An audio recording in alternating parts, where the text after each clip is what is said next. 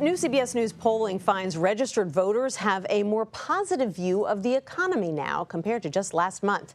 The poll also reveals that Vice President Harris has narrowed her deficit with Donald Trump among those who call the economy a major factor in their vote. She is doing better. So let's bring in our political panel to discuss this. Molly Ball and Brakkton Booker. Molly is a senior political correspondent at the Wall Street Journal, and Brakkton is a national political correspondent with Politico. So great to see both of you.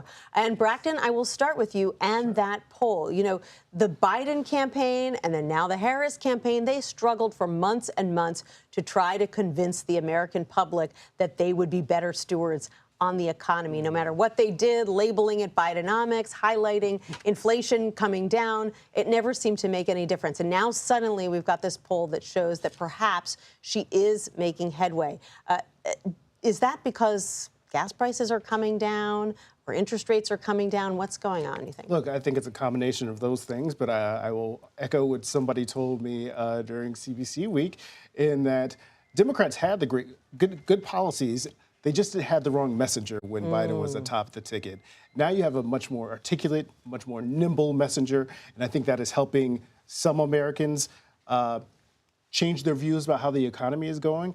But what you also see is that those who don't view their personal economic fortunes as being any better, those folks are still very firmly against Biden and what Harris is trying to sell right now, and they are firmly breaking for Trump. So she still has some room to grow in that regard and try to sell her economic message and what she will do if she were to get to the White House to help them. That might be why she's going back to Pittsburgh this week to unveil what she says are more economic proposals. Molly, you just went to Ohio and did a deep dive into the Senate race there. And one of the things that our poll looked at was this allegation that Trump and his running mate, J.D. Vance, have been making over and over again about Haitian migrants in Ohio eating cats and dogs. And guess what? The poll found that nearly 2/3 of voters think that that is not true. They think it is baloney, and certainly it has been debunked. So based on your reporting there, why do you think that Trump and Vance keep repeating this, even though it doesn't appear to be getting any traction with the voters they might need to win? Well, what Senator Vance has said is that the point of highlighting this falsehood is to call attention to the immigration issue and to call attention specifically to the effect that these migrants have had on the small town of Springfield, Ohio. I was mostly on the eastern side of the state, about 3 hours east of Springfield. But certainly anywhere you go in Ohio, you can see that immigration is a top concern for the voters there. And so I'm actually very encouraged that so many people believe the media and not the politicians when we have told them, because there's so many other things that we try to convince people are not true, that they persist in believing for whatever motivated reason.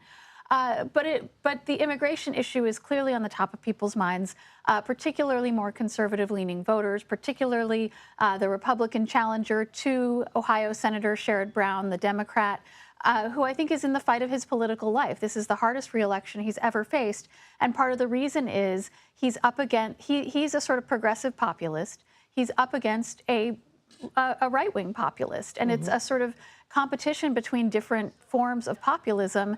And the Republican Bernie Moreno is echoing Trump, saying, if you're really on the side of working people, if you really want to make Ohioans' lives better, that starts with shutting down illegal immigration. That starts with deporting migrants who aren't supposed to be here, shutting the border, and they claim that that is what would make life better for people in Ohio. And the town of Springfield, where the governor and many others have said the economy of the town has benefited from these legal migrants coming in to take jobs that nobody else wanted to take or was available to take. For many other people in the town, it has been a story about changes that are not within their control and their community changing in ways that they weren't asked about. So it's really a microcosm for the issues in the Senate race and in the presidential race. That's really fascinating. Go ahead. Yeah, one point I'd like to add on that, too, is that Bernie Moreno is someone who was born in Bogota, Colombia, who came to the country when he was 5 and became a citizen when he was 18. So he has an immigrant story to tell. And in telling that, he's like, I did it the right way. You look at me, I am part of the American dream. And therefore, all these other folks who are here and came here illegally did not do it the right way. So therefore, vote for me because I believe in Trump's immigration policy, right? Although the Haitian migrants they've been talking about also came here legally. Illegally, yes. So I want to ask you both about Mark Robinson, the Lieutenant Governor of North Carolina, and this controversy that is now engulfing his campaign regarding things that he reportedly said on a porn site 10 years ago, talking about being a black Nazi, what have you. He's refusing to step down today. The Republican Governors Association said they're basically cutting him off. They're not going to pay for any more ads.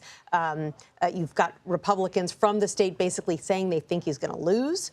And yet we have seen in North Carolina before that you can have one party win in the governor's race and another party win for president. So how are the campaigns feeling about this situation right now? Well, look, we've seen the reports that Republicans are quietly, or not, maybe not so quietly, asking Mark Robinson to go away, to step off the campaign, to help save not just Trump's chances in the state, but also try to save Republican supermajority in the state legislature. But, you know, Mark Robinson didn't get to this point by being a wallflower, right? He is going to be defiant. He's going to lean into that defiance and lean into that Trump streak that folks have compared him to, right? And you're not going to see him back away, even if you see most of the Republican Party leave him alone.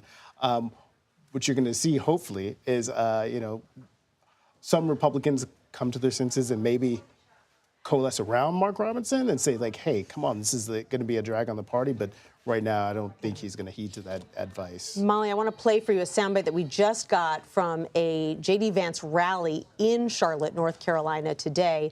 Dan Bishop, the congressman there, was talking about Mark Robinson. Let's take a listen to what he had to say.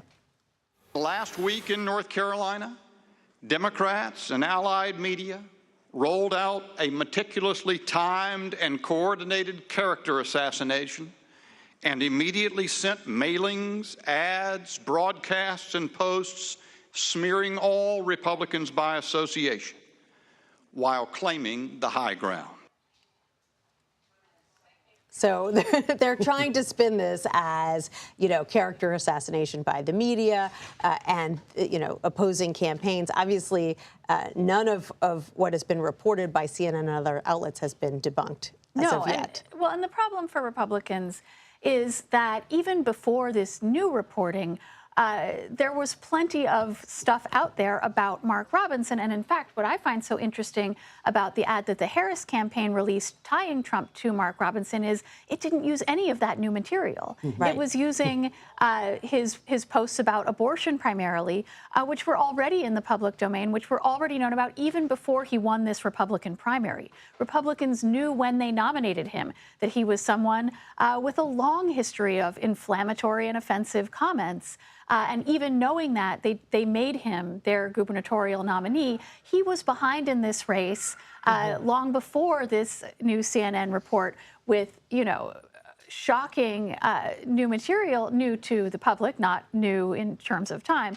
But again, he was already behind in this race, and it was because of an abundant paper trail of comments similar to the outrageous ones that were newly reported. So all of this is a problem that Republicans knew about and decided to nominate him anyway. And the Harris campaign believes that is a big part of why they hope that this will resonate, is because it is, to them, that's similar to Trump, right? This is someone who was known to have this offensive history that the party chose to embrace anyway. So in tying him to Trump, they're not just saying, here's someone who supported and endorsed this guy. They're saying, look at these sort of birds of a feather. And what makes this so pivotal very quickly, Brakkton, is that this is a battleground state Trump won last time around, and it's hard for him to chart a path to 270 this time around if he doesn't win North Carolina. That's right, and you see that the Harris campaign is really making a play for North Carolina this time, investing money, investing time. She's made a lot of announcements there, including her economic package a couple of months ago. So North Carolina definitely is in play, and it's also because of Mark Robinson. Yet another twist and turn in this race. Brakkton Booker, Molly Ball, thank you both so much.